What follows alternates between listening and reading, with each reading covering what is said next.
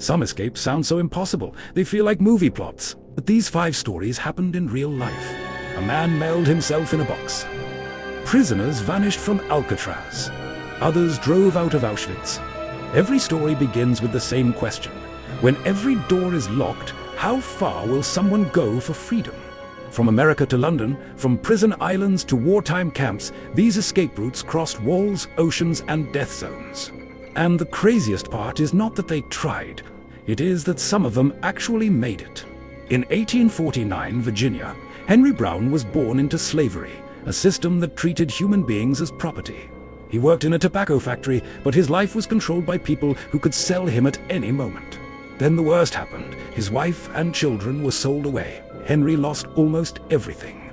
Instead of giving up, he imagined a plan so dangerous it barely sounded possible. He would ship himself to freedom. Friends helped him climb into a wooden crate with almost no air, food, or space. The box was loaded like ordinary cargo.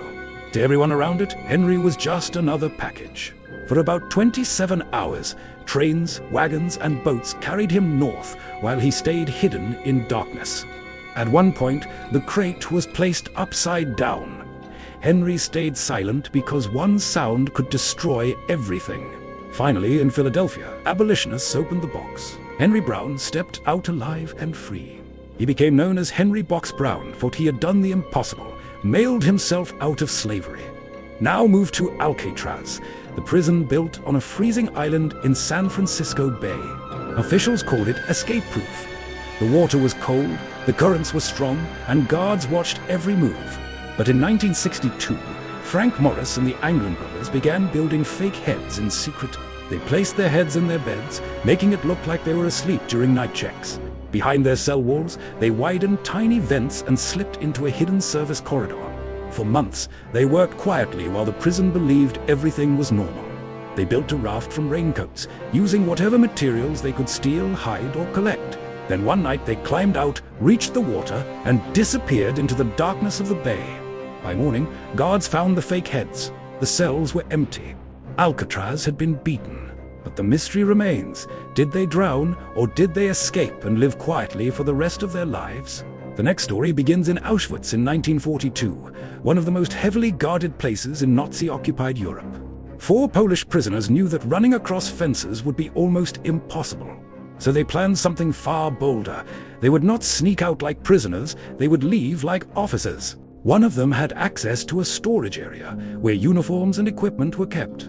They changed into stolen uniforms, trying to look calm while every second could expose them. Then they took a staff car from the camp garage, turning the enemy's own vehicle into their escape route. At the gate, the danger became unbearable. If one guard looked too closely, the plan was over. According to the story, when the gate did not open fast enough, one prisoner shouted an order. The guards obeyed, the barrier lifted, and the car rolled out of Auschwitz. They kept driving until the camp was behind them, carrying the truth of what they had survived. This was not just an escape. It was courage, timing, and nerve defeating a system built on fear. Our 4th escape takes us to the Tower of London in the late 1500s. John Gerard was a Jesuit priest, imprisoned during a time when his faith made him a target. He was tortured so badly that his hands were damaged, making even holding a rope almost impossible. But outside the tower, friends were preparing a secret plan with ropes, messages, and perfect timing. The plan depended on one thing Gerard barely had left: strength in his hands. At night, he lowered himself from the tower wall, suspended between prison and freedom. Below, helpers waited in a boat. One mistake, one dropped rope, and the escape would fail. With guards nearby and London asleep around him, Gerard slipped away into the dark streets. He survived, went into hiding, and later left England. A man with broken hands had escaped one of the most feared prisons in the country. The final story is the Great Escape from Stalag Luft III, a prisoner of war camp during World War II. Allied prisoners planned a massive breakout, not for one man, but for dozens. Under their wooden huts, they began digging tunnels while hiding every sound and every handful of dirt. The sand from the tunnels had to disappear into the campyard without attracting attention. They prepared civilian clothes, fake documents, maps, and cover stories for life outside the wire. The tunnels had code names: Tom, Dick, and Harry. In the end, Harry became the escape route. On the night of March 24, 1944, prisoners began crawling into the tunnel one by one. The tunnel was narrow, dark, and terrifying. But for the men inside, it was the only road out. Then came a disaster. The tunnel exit was short of the forest, leaving escapees exposed in open ground.